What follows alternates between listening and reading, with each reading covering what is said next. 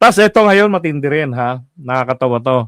Sabi rito kasi ni Madriaga, ayaw daw po ni Duterte dito kay Pulong at kay Baste kasi isa raw baliw, yung isa bading. Di ba? Sabi niya, ang gusto raw ni Duterte ay si Sara. Okay. Ngayon, sumagot si Bastetoy. Sabi niya, ano daw? Bading ako, sabi ni Madriaga. Kung gusto mo, suntukan na lang tayo. Wow. No holds barred. Isama mo pa si Tore at si Bangag. Anytime, anywhere. Oh, just inform me and I will be there. Wow. Kumanta ka na lang sana. Nung hinahamon ka ni General Torre, binirahan mo ng flight, di ba? Oh, ang tagal mo na palang nakabook, bakit hindi mo agad sinabi na may schedule ako ng ganitong araw? Pwedeng i-move ninyo. Kaya nga ayan na naman. Hamon-hamon na naman. Oh, di ba? Hamon-hamon na naman. Pagka magkaroon ng bakbakan, ala na. Ngayon, eto ngayon. Tignan natin kung anong isasagot. Kung hahamunin niya si John Vic ng suntukan, palagay ko match silang dalawa. Oh. Sabi ni John Vic ayon dito sa Batas PH, post nila yan, it is still within the bounds of his rights. Yung sinabi niya kasi ito na ang gusto lang namin ang ulo ni Bongbong Marcos. Yun lang, sabay. Ganun na, di ba? Oh. Ngayon, sabi ng marami ng mga loyalists sa pagbabanta sa buhay, bla bla bla, hindi ho ba sabi ng inyong kabang lingkod, hindi ito dapat seryosohin because it falls under freedom of expression. Wala ditong pagbabanta. That is purely rhetoric. Diba? Yung arts, rhetoric is an art of public speaking, persuasive way of public speaking.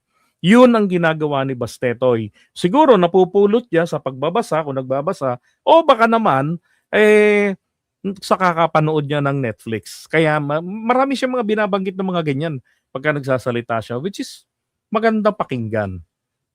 No? At mukhang kapanipaniwala na talagang ito nga, he really mean it. Kasi lalo na sa mga first time lang na narinig. Pero dun sa mga very familiar na sa mga pananalitang binibitawan niya, alam na namin yan, na yan ay pinulot lang ni Bastetoy. Oh. Ngayon, ito ho yung matindi. Sabi nga rito ni John Vic, it is still within the bounds of his rights. I would not put too much weight on the words of Baste. Supot naman yan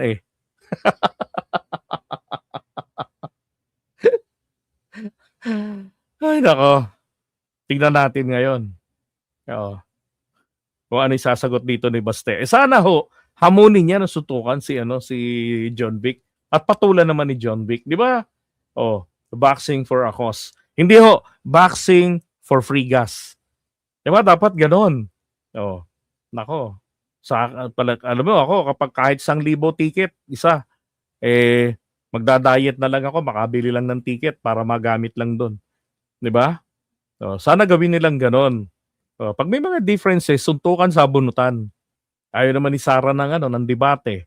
Di sabunutan na lang sa kalaban niya, silang dalawa ni Auntie Claire. Ay nako. Pag nag-react si Baste, supot talaga siya. hindi na magre-react yan. 'Di ba? Lang yan si John Vic. Hindi, pero to be seriously speaking, hindi ko talaga dapat bigyan ng weight yung sinabi ni Baste. Para lang tayo mga bata niya na konting narinig sumbong nanay na. Ano yun pasok yun sa kanyang freedom of expression. Siya lang din naman ang mukhang tanga ron. Kasi sabi ko nga po sa nakarang content natin, ni-reveal niya lang talaga na yung kanilang binuong grupo na Rage, ito ay nagpapakita lamang na na iba ang layunin talaga. Hindi talaga ito para tutukan ang korupsyon sa Pilipinas. 'Di ba?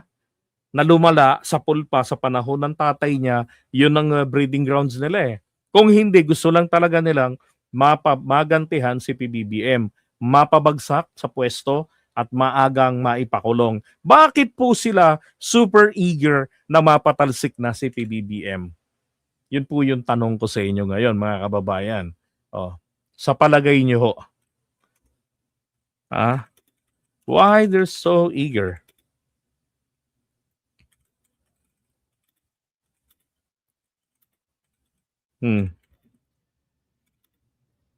Bakit naatat sila ngayon?